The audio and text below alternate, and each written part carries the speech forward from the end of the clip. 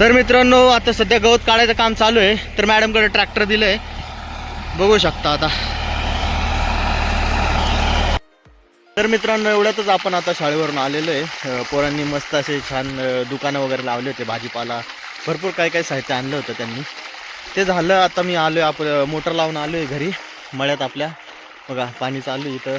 कांदे लसूणला पाणी द्यायचं आहे. तिकडच्या साईडला वांगे आपले थोडे मोठे झाले त्याला सुद्धा द्यायचं आहे. इकडं मिरच्या लावलेल्या आहे, मिरचीचं रोप आहे आणि इकडून मोहरी आहे आणि इकडच्या साईडला हळद लावलेली आहे. तर सगळ्यांना पाणी द्यायचं आहे आज. तर मी देतो आहे.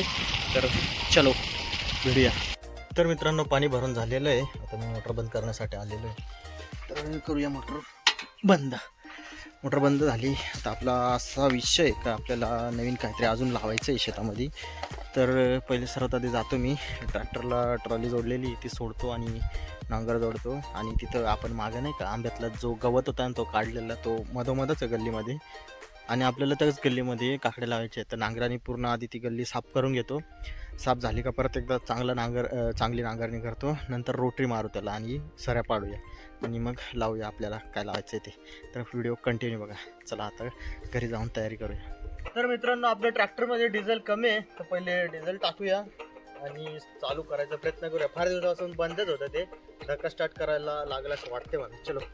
तर हे बघा आपण इथं ट्रॅक्टर लावलं होतं, फार दिवसापासून बंद होतं आणि धक्का पण स्टार्ट करावा लागेल. आणि डिझेल आणलेलं आहे आता मी, ते आता टाकतो आणि नांगर जोड्या स्टार्ट झाल्यावरती ट्रॅक्टर. मॅडम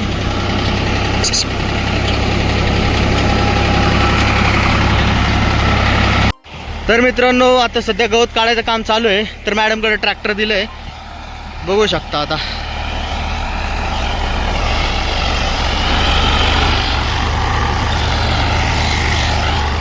तर आपली आता शेतातली कामं आवरून झालेली आणि आम्हाला जायचं होतं नाशिकला. तर मी पटकन बाईक घेतली आणि निघालो. पण बघतो तर काय ऑइल लेवल कमी होती म्हणून पटकन गेलो आपण गॅरेजमध्ये आणि त्या भाऊला सांगितलं, म्हटलं ऑइल चेंज करून दे. मग भावाने आपलं ऑइल चेंज करून दिले तिथं गाडीचं. आणि आता आम्ही पुढं चालतो.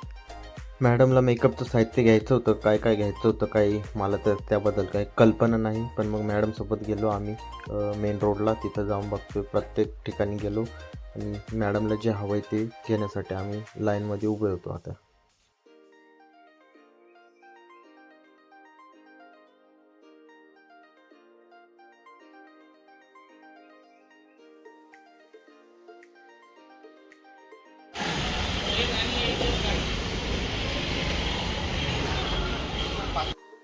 तर मित्रांनो आता मॅडमनी मला झोपेतून उठवलेलं आहे आणि जे ब्युटी प्रोडक्ट आहे ना त्याचं बिल किती काय झालं आहे, कसं काय सगळं आहे का नाही ते बघते.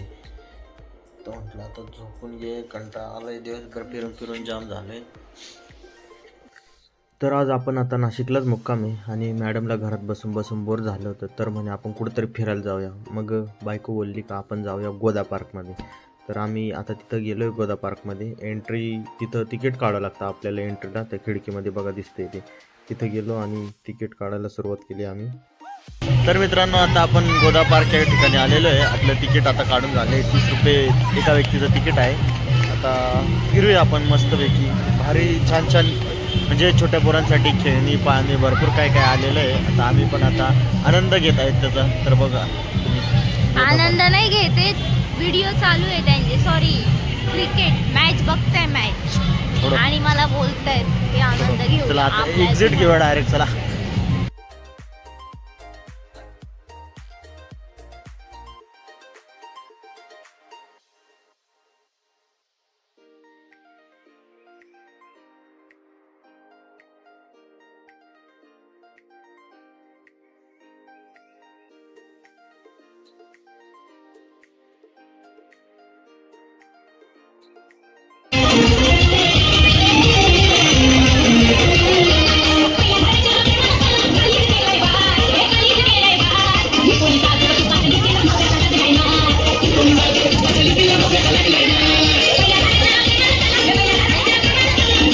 मॅडमला खूप भूक लागली होती तर मग काय ऑर्डर केलं. मग काय मला तर नाव नाही माहिती याचं, काय बटाट्याची फिरकी दिसते ती. मग आता जाऊया.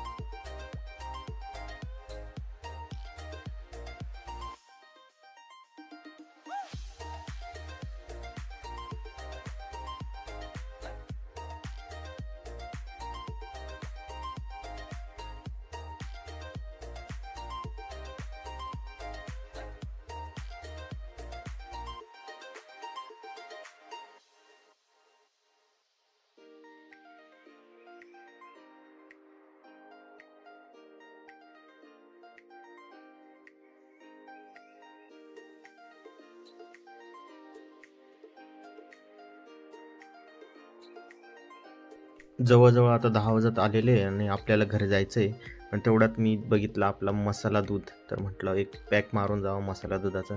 तर घेतलं आणि पटकन निघालं बायकोसोबत. म्हटलं चालव तुम्ही, आहे मागं काय विषय नाही. घाबरतच निघालं, पण आता रायडर झाली त्यामुळे काही टेन्शन नाही. तर चला मित्रांनो, आता आजचा ब्लॉग इथंच संपूया. भेटूया पुढच्या ब्लॉगमध्ये.